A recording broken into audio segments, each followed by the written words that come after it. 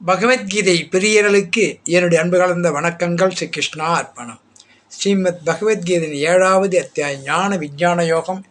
இதில் 24வது ஸ்லோகத்தில் பகவான் என்ன சொல்கிறார்னா, என்னுடைய அழிவற்ற ஒப்பற்ற பரஸ்வரூபத்தை அறியாத அறிவிலிகள் புலன்களுக்கு எட்டாத என்னை புலன்களுக்கு தென்படும் இயல்பை அடைந்தவனாக எண்ணுகின்றனர். ஸ்ரீ கிருஷ்ணா அர்ப்பணம்.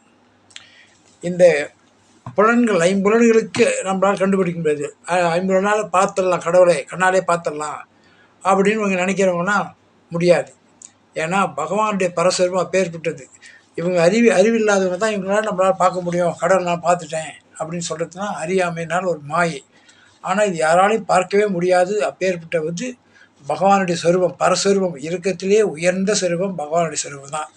அதுவும் அழிவில்லாதது. அதான் சொல்கிறேன், என்னுடைய அழிவற்ற ஒப்பற்ற பரஸ்வரூபத்தை அறியாத அறிவிலிகள் புலன்களுக்கு எட்டாத ஐம்புலன்களுக்கு எட்டாத என்னை புலன்களுக்கு தென்படும் இயல்பை அடைந்தவனாக எண்ணுகின்றனர். அறியாமையினால், அஜ்ஞானத்தினால் கடவுளை கண்ணால் பார்க்க முடியும், கூப்பிட்டா ஓடியாருவார், மந்திரம் போட்டால் வந்துடுவார், இப்படிலாம் இல்லை.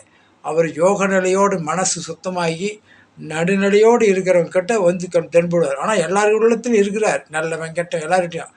ஆனால் யாருடைய கண்ணுக்கு காட்சி கொடுப்பார்னா, பற்றற்ற நிலையில் எல்லா ஜீவராசிகளுக்கும் அன்பாக இருக்கிறவன்.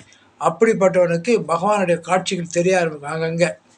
ஓம் சக்தி ஓம் ஓம் தத் ஷத் கிருஷ்ணா அர்ப்பணம்.